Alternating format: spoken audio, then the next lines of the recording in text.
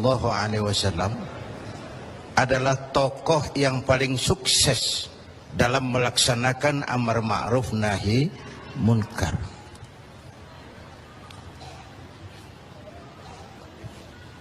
Berkembang dengan pesat, lain dengan agama-agama besar lain, kata Stoddard. Agama Buddha punya raja Asoka, agama Persia punya raja Cyrus, bukan Cyrus Sinaga, Cyrus. Agama Kristen punya raja Konstantin. Mereka ini raja-raja besar dan berkuasa yang menunjang agama yang dianutnya dengan segala daya dan dana, dengan segala kekuatan dan kekuasaan. Lain dengan baginda Nabi. Beliau bukan raja, tidak anak penguasa, tidak pula orang kaya, tapi amar ma'ruf yang dilaksanakannya berhasil menembus dinding Jazirah Arabia, mewarnai hampir 2/3 belahan bumi. Nah, saya mau ambil porsi apa landasan beliau dalam melaksanakan amar ma'ruf dan nahi munkar sebelum ke arah yang tadi sudah ditanyakan Saudara Agung. Pertama, landasannya adalah siddiq. Apa? Jujur. Sebab bagaimana orang mau amar ma'ruf nahi munkar kalau dia nggak punya kejujuran? Nabi kita itu lidahnya adalah hatinya, ucapannya adalah perbuatannya, perintahnya dia berwibawa, ajakannya diikuti karena beliau pelaksana pertamanya. Keteladanan. Kalau kita gimana mau berhasil amar ma'ruf? Cuma teriak, saudara-saudara, sedekah, sedekah. Yang teriak buntut gasiran, mbahnya pelit. Jujur. Kata orang tua Melayu gini, wahai saudara, adik dan kakak, peganglah jujur, jangan durhaka. Jauhi bohong, haramkan dusta, supaya hidup tidak ternista. Asik kan? Asik kan? Jauhi bohong, haramkan dusta, supaya hidup tidak ternista. Orang bisnis, modal paling penting adalah kepercayaan. Coba saudara punya kapital miliaran, kalau nggak dipercaya orang, ada nggak yang mau ngasih proyek? Ada nggak? Ada nggak? Nyaut. Modal utama dalam bisnis kepercayaan. Modal utama dalam memimpin kepercayaan. Modal utama dalam seluruh gerak hidup kita kepercayaan. Kalau hidup udah dipercaya, Bu, biar duit banyak juga enak rasanya. Bener. Kalau sudah dipercaya, walaupun duit banyak enak rasanya. Jujur. Bahkan ini modal utama kepemimpinan beliau.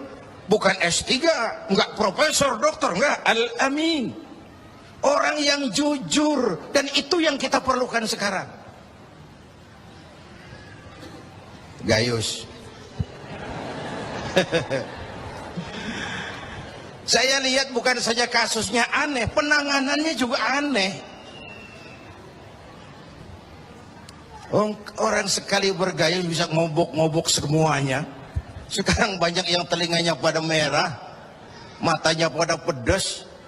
Begitu dia nyanyi, bagaimana dia merambah kepolisian, merambah kejaksaan, merambah kehakiman. Lalu penanganannya juga aneh. Kayaknya mau terfokus kepada kasus Gayusnya, padahal yang terbesarnya adalah mafia hukum dan mafia pajak. Kan itu soal yang paling besarnya. Kita perlu jujur, jangan ada dusta di antara kita.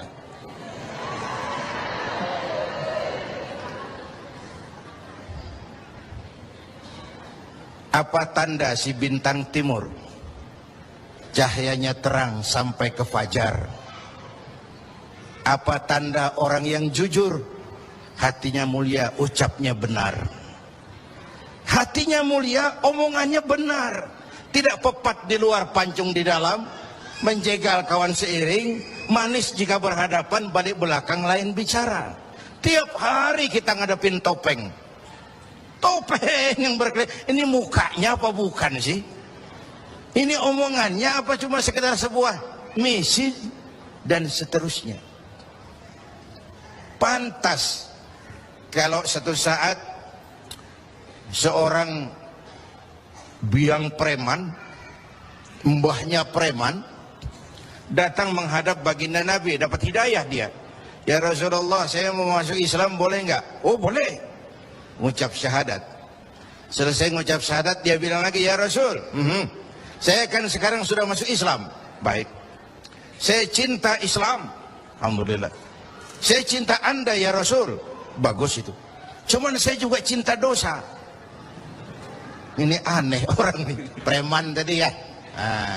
Saya cinta Tuhan ya Rasul, saya cinta Islam, saya juga cinta dosa. Saya belum bisa tinggalin di dosa. Saya suka judi, suka mabuk, suka zina. Marah baginda Rasul dengar ini. Enggak, beliau senyum. Senyum. Orang yang tegasnya amar ma'ruf nahi munkar itu jangan masang muka kuburan. Manyu, muka ditekuk, jangan. Senyum. Lalu beliau bilang, lah Pak Sebi, nggak apa-apa dah. Cuman begini, Mas. Dari Jawa premannya waktu itu.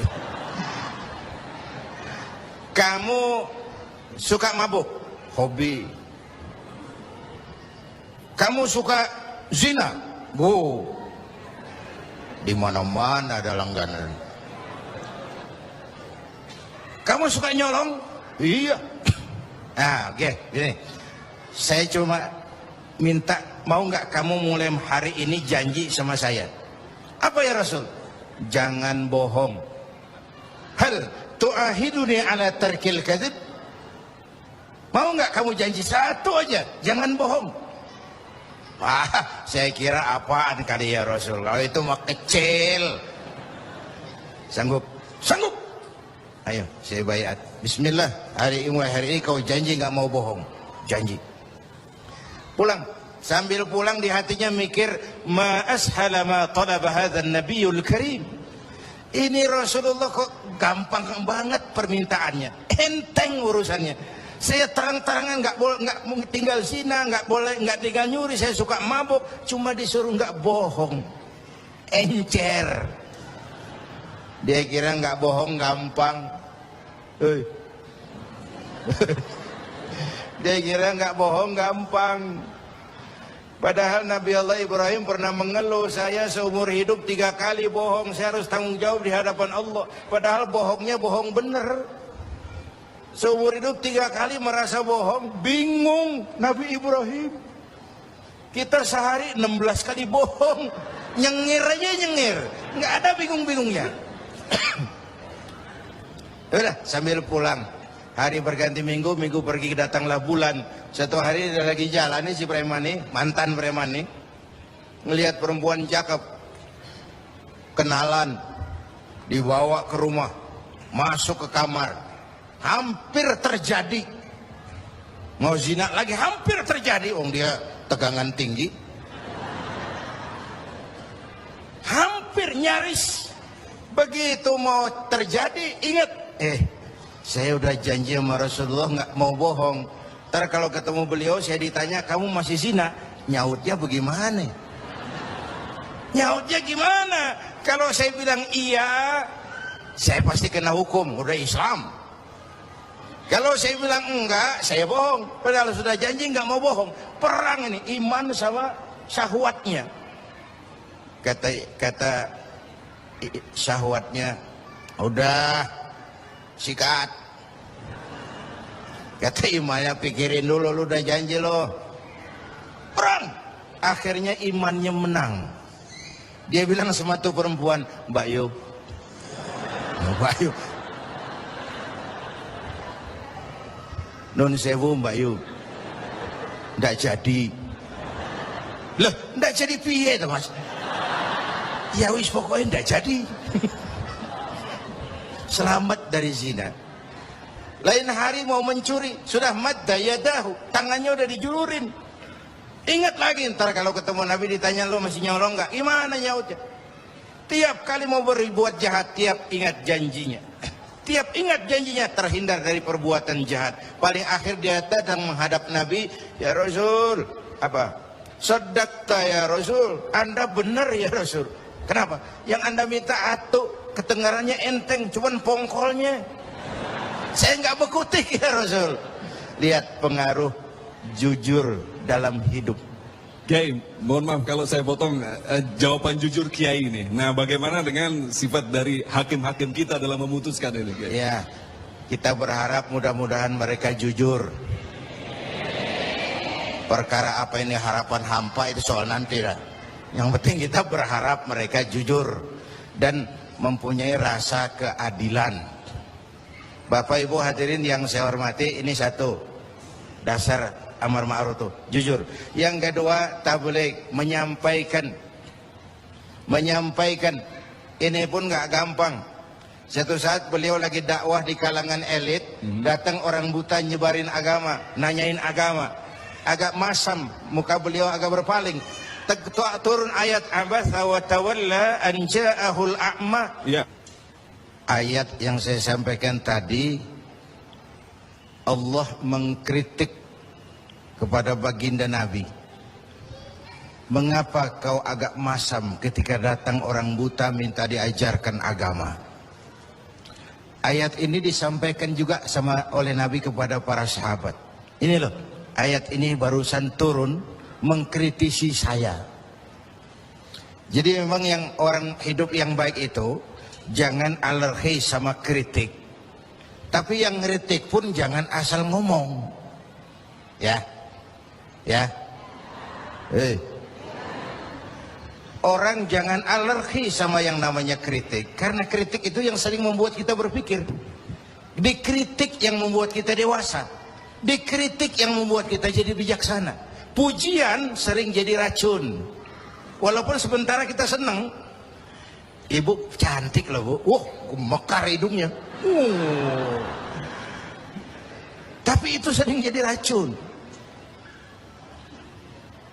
Kritik yang membuat kita berpikir, kritik yang membuat kita dewasa, kritik yang membuat kita jadi bijak. Tapi yang ngeritik pun jangan asal menjeblos. Saudara hadirin yang saya hormati, kita nggak bisa ngukur baju kita pakai badan orang lain. Ini tolong, ini bahasa bersayap. Jangan ngukur baju kita pakai badan orang lain, nggak sedang, ya. Nggak sedang. Orang sering berada dalam sebuah situasi yang tidak semudah kita. Makanya Luqmanul Hakim pernah bilang sama anaknya, "Nak, kita ini kalau nggak punya prinsip bakal serba salah." "Kok gitu Pak?" "Ayo kita buktiin." Luqman keluar sama anaknya bawa seekor keledai. Keledai kecil, dituntun berdua. Lewat di tengah orang pada ngomong, "Anak sama bapak sama gobloknya. Bawa keledai bukan ditaikin, dituntun. Tolol." Nah, kamu dengar nak? Iya, sekali kita salah. Sekarang gimana Pak? Bapak yang naik, kamu jalan. Lewat lagi di tempat orang ngomong lagi, "Bapak kagak tahu diri." Enak-enakan di atas keledai, anaknya disuruh jalan. Tega sama anaknya. Kau dengar nak? Iya, 2 kali kita salah. Habis sekarang gimana Pak? Kamu yang naik, bapak jalan. Lewat lagi orang teriak lagi, "Anak durhaka." Bapaknya disuruh jalan, dia enak-enakan. Dengar nak? Iya Pak, 3 kali kita salah. Sekarang gimana Pak? Kita naikin berdua yuk. Naik berdua. Sampai di tempat orang banyak teriak lagi, anak sama bapak samanya ini. Tidak punya peri kebinatangan. Masa keledai kecil dinaikin berdua? Kejam. Nah, kau dengar? Iya. Berapa kali kita salah? 4. Habis sekarang gimana Pak? Sekarang keledainya nyok kita gotong. Gua pengen tahu orang ngomong apa.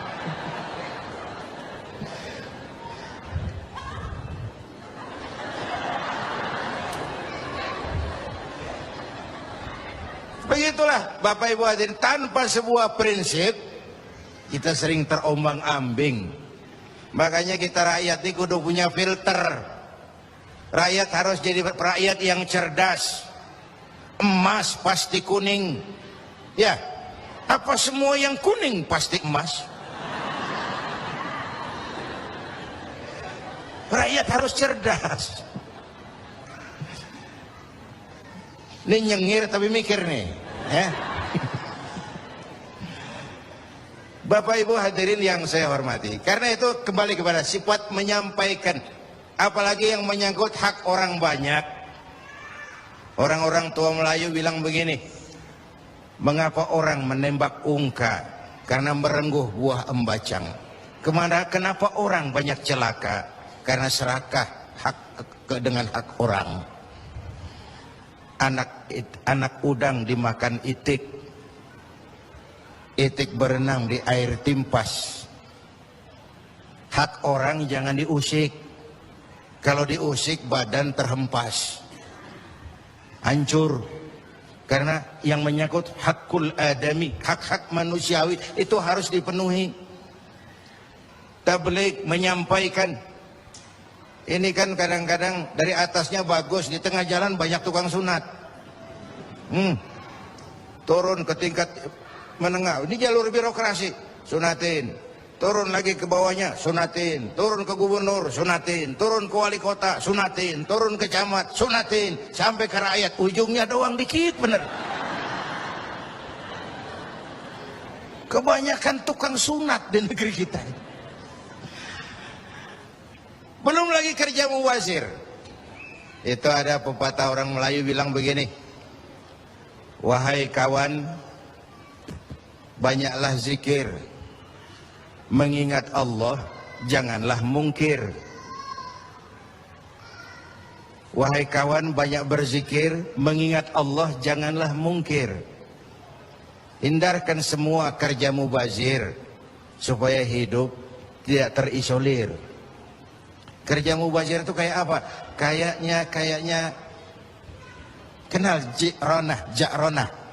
Pernah dengar nama itu? 6 kilometer di luar Mekah itu ada Masjid Ja'ronah, tempat kita ngambil miqat ihram kalau mau umrah. Ja'ronah itu perempuan lugu. Lugu ya tipis-tipis sama bego dah. Bego tahu bego? Minum es ditiup, nah tuh bego tuh. Dia kira ngebul panas. Ini Ja'ronah kalau malam nenun kain, siang dia rusakin lagi. Supaya apa? Supaya malam punya kerjaan, nenun lagi. Siang dia rusakin lagi, malam dia tenun lagi. Allah sindir kita dengan peristiwa itu. Wala takunu kallati naqadat ghadlaha min ba'di quwwatin ankatha. Jangan kamu seperti perempuan lugu itu yang kalau malam nenun kain, siang dia rusak lagi. Malam dia tenun lagi, siang dia rusak lagi. Jalanan udah bener-bener dipaculin. Supaya apa? Besok punya kerjaan dadanin jalanan. Berapa banyak proyek Ja'ronah di Indonesia ini? Tahsilul hasil, mengerjakan yang udah beres. Kan kerja mubazir itu. Bapak Ibu hadirin yang saya hormati, ini soal tabligh. Yang ketiga sidik amanat, yang kedua amanat ya.